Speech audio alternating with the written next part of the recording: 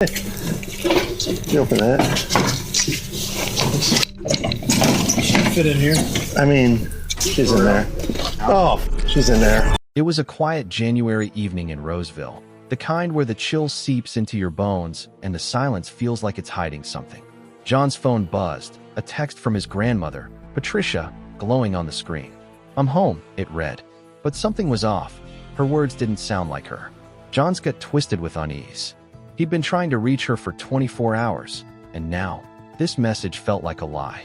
Little did he know, that single text would unravel a chilling mystery, leading police to a house where the truth lay buried in a plastic bin, soaked in blood and betrayal. What started as a worried grandson's call would spiral into one of the most gruesome cases the Roseville Police Department had ever faced. A case that would leave them questioning how well anyone can truly know the ones they love. The air was thick with tension when officers from the Roseville Police Department knocked on Carol Ray's door on January 21st. Carol, a 50-year-old woman living with her 3-year-old daughter, Allison, and her mother, Patricia, greeted them with a nervous smile. Her son, John, had called the police, frantic with worry. Patricia, his beloved grandmother, hadn't been heard from in days, and John was convinced something was terribly wrong. Carol, however, was quick to dismiss his concerns. "She's not here right now," she said, her voice steady but her eyes darting. "She's staying with her sister." The officers exchanged glances. Carol's story seemed plausible. Patricia, 69, was known to be a private woman, finicky about her independence, especially after lending John money he hadn't repaid. A family dispute over finances could explain the silence, they reasoned. But John's insistence gnawed at them. He'd mentioned a tiff over money, but his fear went deeper, hinting at something darker. The officers left that night, unsure but with no concrete reason to push further. By the next morning, January 22nd, John's anxiety had only grown. He called the police again, his voice trembling with dread. "She texted me again, saying she's home, but I know she's not. Something's wrong." At 11 a.m., officers returned to Carol's modest home, determined to get answers. Carol greeted them again, this time with a story about Patricia being at the doctor's office for a B12 shot. "She's with Dr. Tazu at Woods Cardiovascular," she said, gesturing vaguely toward a calendar that held no such appointment. Her 3-year-old daughter, Allison, played nearby, oblivious to the growing suspicion in the room. The officers nodded, but their instincts screamed that something was off. Carol's story was too neat, too rehearsed. They asked to see Patricia's room, and Carol obliged, leading them down a dimly lit hallway. The room was tidy, freshly washed clothes hung in the closet, a few personal items neatly arranged. It looked like Patricia had been there recently, but the air felt stale, as if the space hadn't been touched in days. "She was here yesterday," Carol insisted, her voice cracking just enough to betray her. "She picked up her medications and left." The officers left again, but not before Officer Pelt made a call to Woods Cardiovascular. The response was a gut punch. Patricia wasn't there. Her appointment was scheduled for February 13th. No one had seen her. The pieces of Carol's story were crumbling, and John's fears were starting to feel horribly justified. Back at the station, John's desperation painted a chilling picture. He sat across from Officer Jerabek, his hands trembling as he recounted his last contact with Patricia around Halloween, before he'd left for North Carolina. Since then, communication had been spotty, limited to texts that didn't sound like her. "She doesn't talk like that," he said, his voice breaking. "It's not her. I know it's not." He revealed more. Carol, his mother, had a history of lying, even facing fraud charges years ago that Patricia had chosen not to pursue.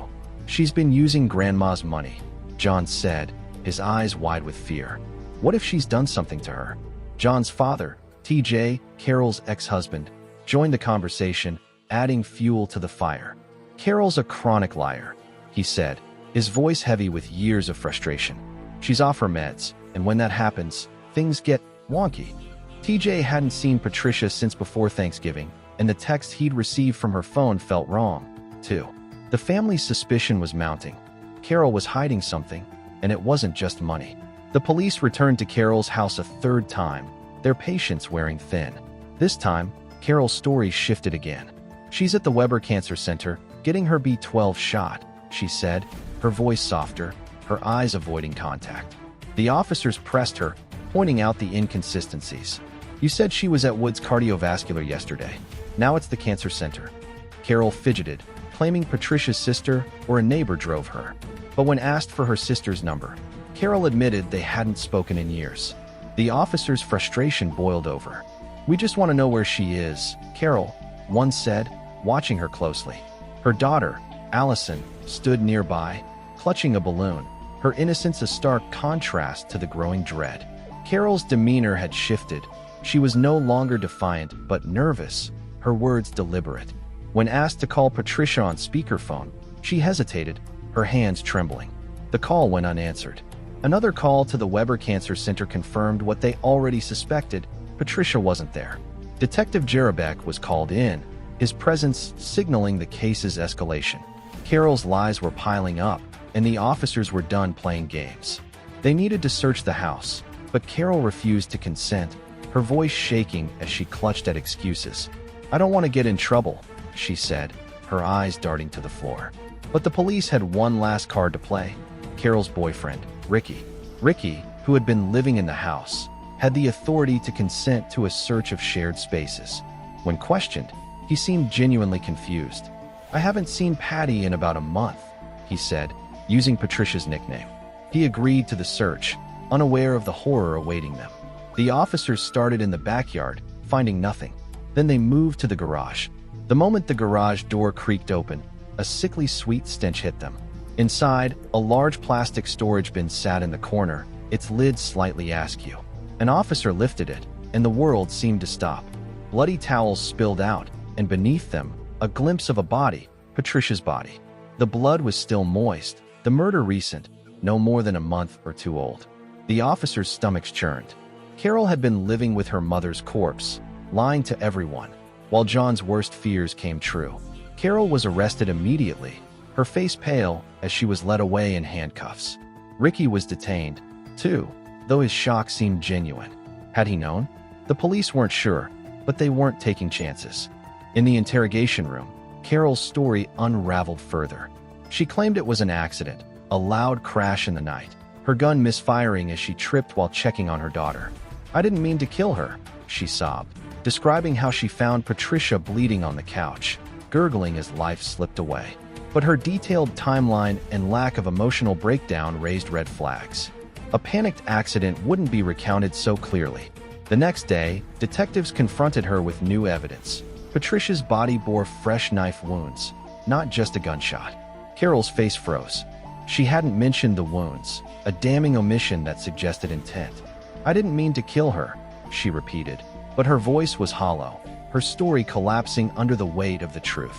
Ricky's interrogation painted a different picture. He was calm, cooperative, and visibly shaken when told of Patricia's death. I didn't know, he insisted, describing Carol's erratic behavior and their strained relationship. He hadn't been in the garage in weeks, he said, and the detectives believed him. His openness and lack of defensiveness cleared him of suspicion. Carol Ray was charged with first-degree murder, felony use of a firearm, and larceny of $20,000 or more. She never confessed, but the evidence was undeniable. She had killed her mother in November, hiding the body in the garage while spinning a web of lies to keep John and the police at bay. Her motive remained murky, perhaps financial, perhaps personal, but the betrayal was clear. Patricia, who had raised John and supported Carol despite her lies, was gone, her life snuffed out in the home they shared. Ricky was released without charges, left to grapple with the reality of loving a woman capable of such horror. John, devastated, was left with the haunting truth that his mother had taken his grandmother's life. The Roseville Police Department closed the case, but the scars it left on the family, and the officers who uncovered the truth, would linger forever.